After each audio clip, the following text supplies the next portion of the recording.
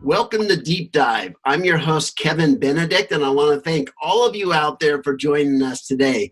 I'm really excited to introduce you to Jennifer Ruth, who's the Vice President of Customer Success at Optimizely. Thank you for joining us, Jennifer. Thank you for inviting me, Kevin.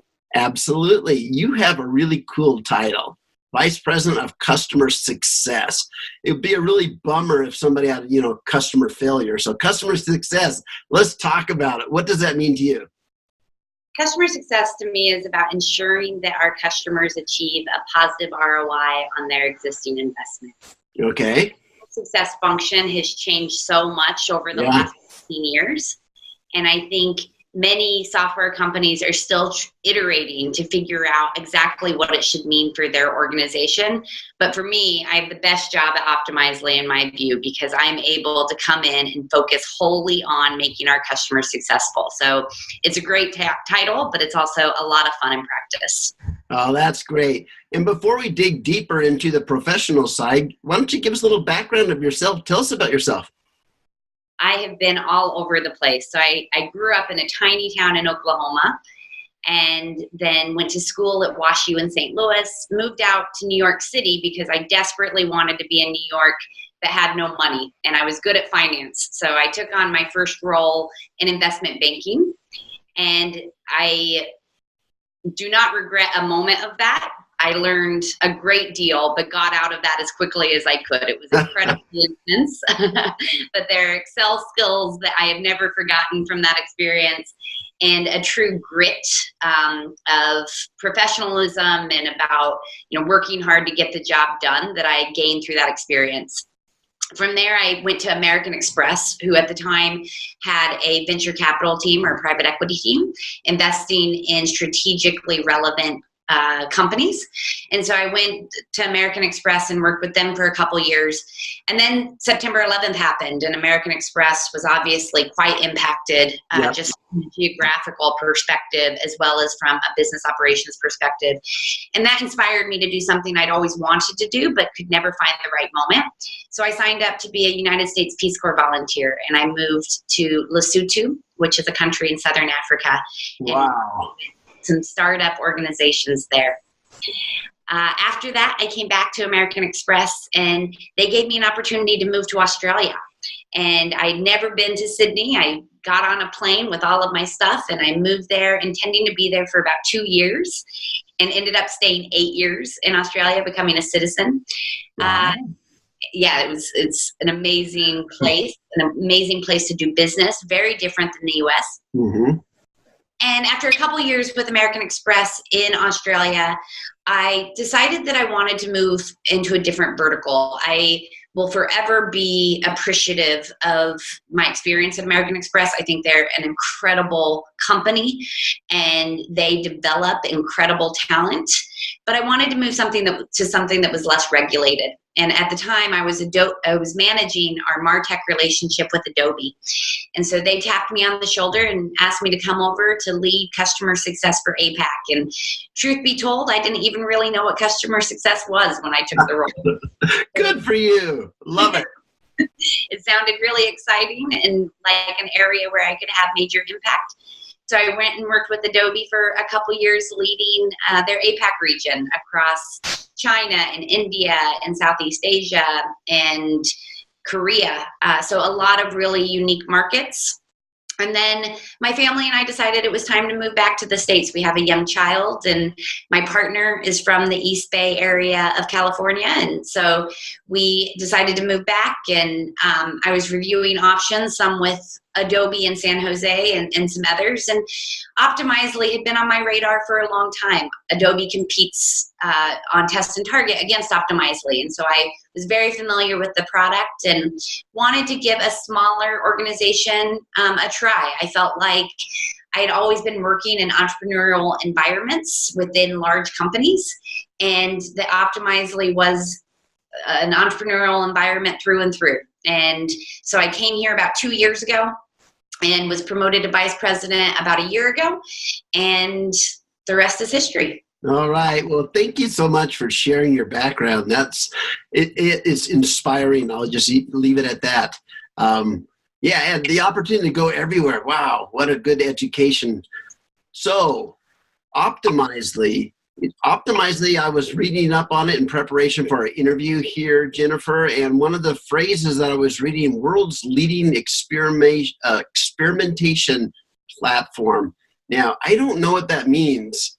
Why don't you enlighten us? We believe that innovative companies of the future need to make decisions based on more than gut or the highest paid person in the room of what they want to do. We see that the most successful companies in the world are making those business decisions based on data. Amazon or Jeff Bezos at Amazon says that our success is a function of how many experiments we do per year, per month, per week, per day. Larry Page says about Google, our company culture encourages experimentation and free flow of ideas. And it just goes on and on. Yes. So Optimizely is built to enable companies to make decisions based on experimentation results. We're the largest experimentation platform in the world. We have an entire company fully focused on experimentation exclusively. So while there are competitors out there, they're offering multiple different products. They're investing their engineering resources and analytics resources into a scope of products, whereas at Optimizely, we are fully focused on experimentation. And as a result, we offer the most thorough and comprehensive platform for customers to experiment from. We offer both server-side as well as web-side experimentation. We're able to offer experimentation at scale that our competitors can't do. And we have more experimentation experts than any of our competitors. So we're out in the marketplace to make companies successful in moving to the next stage of scientific decision-making. Scientific decision making. Oh, I love the ring of that. So, is that in the context of R&D? Is that in the context of customer success, or where is that applied, or is it applied everywhere? It's applied everywhere through all of your digital experiences. So, in the most simplistic format, you could be testing: do more people click on a red banner or a blue banner? And does it matter to you how many people are clicking, or is it more downstream activity that's really relevant? You can experiment all the way through to pricing or product features. And Optimizely enables you to test those in live environments, multiple different options you can test at the same time to get those learnings in real time before fully pushing through the final release. So would you also apply that in the ad tech space where you send out 4 ads, see what the results of each of the 4, and then prioritize the higher performing ones? Absolutely. Yeah, that's a perfect use case on the marketing side of things. Mm-hmm. Where you invest all of your assets into something, test it in the test environment, see what is landing. And it's the origination of our company was a man named Dan Soroker who worked at Google. And Obama came to speak at Google, and he said, I want to run a data run campaign. And Dan was very inspired by that. And so he quit his job at Google and moved out to Chicago to work with Mr. Obama on his campaign. So he had 2 different pictures, one of just Obama looking very regal and presidential, and a different picture of him sitting with his family. And he ran it in the live environment, and the winning picture generated something like 65% more. Oh, wow. Than the other photo. But then when I take that out on the road, if I were to show you those 2 photos, Kevin, my guess is that you would actually bet that the regal photo would do better. And so we all have these biases that we bring into those decisions, and you can't really be confident with the business decisions that you're making until you're putting it out to the masses to see what's truly performing better. So from our origination, where we were focused on nonprofits and on political activism, all the way through to working with some of the world's largest organizations, it's all about that scientific decision making. Oh, that's brilliant. Scientific decision making. So talk to us about your title, which is Vice President of Customer Success. What does customer success mean to you? To me, customer success means living up to the promise that after you invest in our software, we're here to make you successful. And so it's the entire post-sales experience. It's professional services. It's support when you have a technical ticket. It's education so that you have resources that you can go to independently and on your own time to learn what other companies are doing or answer a question that has been nagging at you, all the way through to our customer success managers who are assigned to accounts individually to be a thought leader and a trusted advisor to your business to make you successful on your investment with Optimizely. So it probably just a few years ago, I had never heard of the term customer success. Why is it seem to be such an emphasis today when a few years ago it didn't exist? Yeah, so it didn't exist at the beginning of software because people weren't buying subscriptions, annual subscriptions. They were buying, hardware essentially, or physical software that they used until it wore out and then they bought again. And so software companies were not focused on return sales. They were only focused on initial sales. And then as SaaS moved to a subscription model, customer success was introduced. And there was a lot of debate, and continues to this day to be a lot of debate about exactly what it should be. If you speak to my peers at other organizations, many customer success organizations are focused on account management, expanding existing relationships. Many others are focused on renewals, of simply processing the renewal. So there is not a perfectly aligned definition of customer success. My perspective is that as software companies mature, renewing customers become more and more important. Yes. Not only for retaining the revenue, but for growing the revenue. You want your existing customers to buy more because that's a heck of a lot cheaper than going out and attracting a new customer. Yes. And with that growing realization, customer success is climbing in its importance and its respect within SaaS, because it is very expensive to go out and get new sales, when if you invest in your existing customers, the reward is going to be significant. Got it. So how does customer success align with customer experience?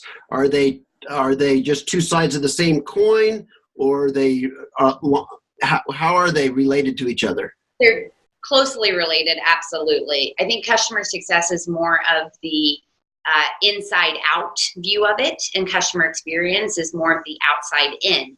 And this is where many organizations fail, in that they're not relating those two experiences. They're not building a corporate strategy based around the customer.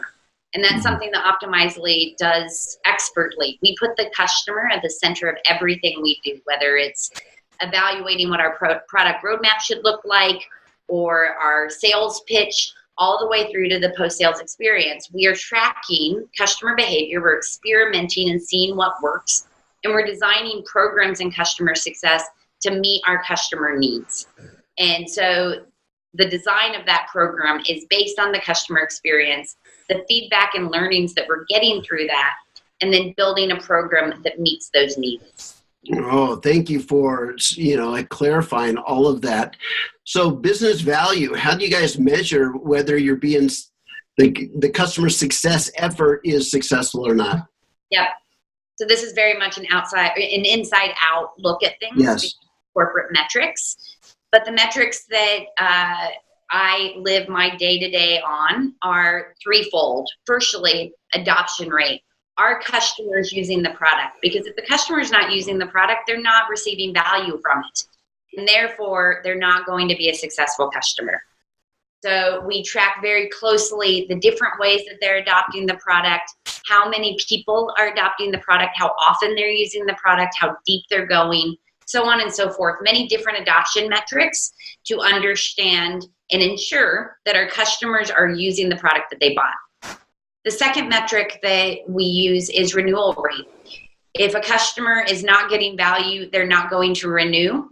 And from a revenue perspective, SaaS companies are highly dependent on that renewal revenue. And so we track that more as a long tail.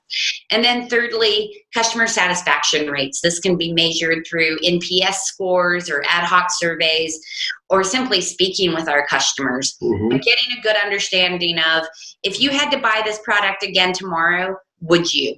And working very hard to make sure that their answer is yes. So those are the three metrics: adoption rate, renewal rate, and customer satisfaction, that we use to measure our progress. There are many other underlying metrics, short-term metrics, specific program metrics that we use quarter to quarter to mark our progress. But at the end of the day, our board, our shareholders, and our employees care most about those three metrics from customer success. Wow, thank you for sharing that.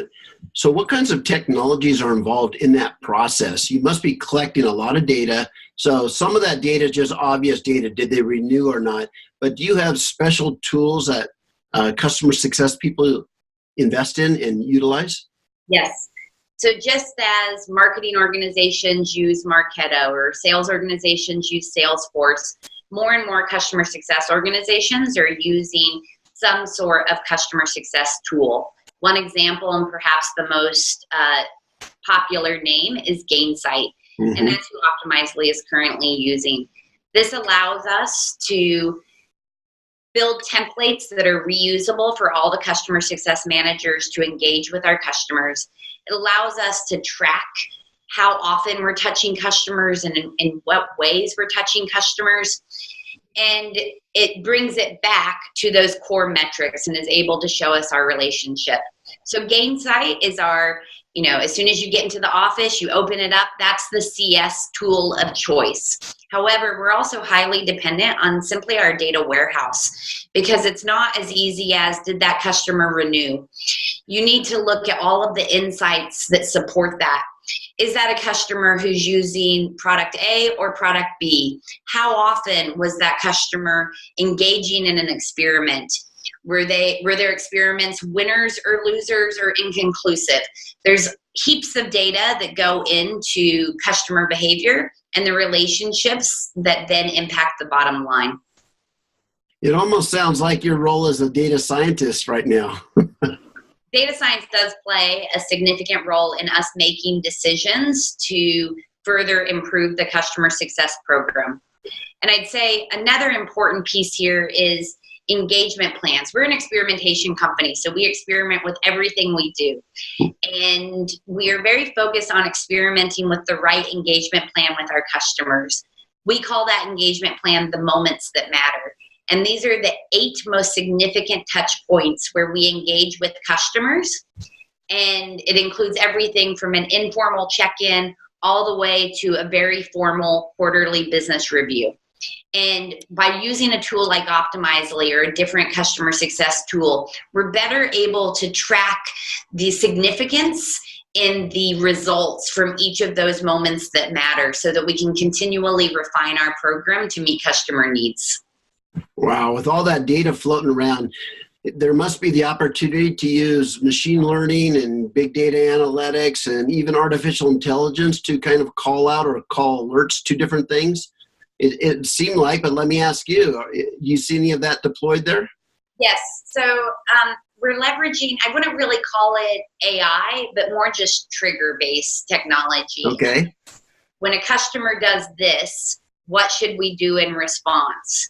And is there missed opportunity? Do we need to be communicating earlier about certain features, etc.?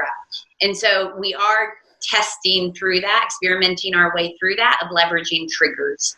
Another area where AI will come into play longer term is with our support organization.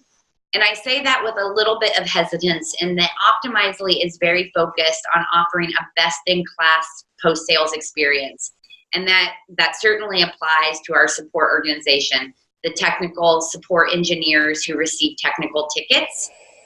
I know that a lot of our competitors or other SaaS companies are currently moving to AI to answer customer support questions. It's really important to me and to Optimizely to continue to provide a very personal experience. But I think that as AI in support continues to mature, there will be opportunities to make us more efficient while also delivering on quite a personalized and customized experience. So I'm not moving in that direction quite yet because we are so focused on quality over quantity. But with time, I think that there's ways for those two things to work together. Oh, yeah. And it just occurred to me that in an experimental environment, you're getting so many different and brand new and unique use cases with your customers. There's not a standardized use case. It would seem you're getting so much, so that I could see that ideation would need to be human to human for a while until things were more standardized process. Maybe when there's standardized process templates, things like that. But how interesting. So you've told us kind of where you started, why customer success is more important today, but where do you see it moving forward to in the next 5 years? How would you predict it will evolve, Jennifer? I think that we're still in the early stages of this evolution. In many SaaS organizations, sales is still key. It's the more innovative companies that are going to put the customer at the center of things and starting to invest authentically into the customer success organization. But I think we still have a long ways to go. You hear the title Chief Customer Officer more now than you ever have in the past. I don't think that even existed 10 years ago. And you hear it popping up more and more to sit alongside your chief revenue officers or your more sales-led CXO positions. And so I believe that in 5 years' time, it's just going to be obvious that customer success is a cornerstone of a SaaS company's success. Whereas 5 years in the past, that was not obvious to anyone, and everyone was investing all of their money and resources into net new sales. Jennifer, thank you for enlightening us all on Optimizely and customer success and your experience. It's been a fascinating discussion, so thank you so much. My pleasure. Thank you, Kevin. And I want to thank everyone that joined us out there today for tuning in. Thank you.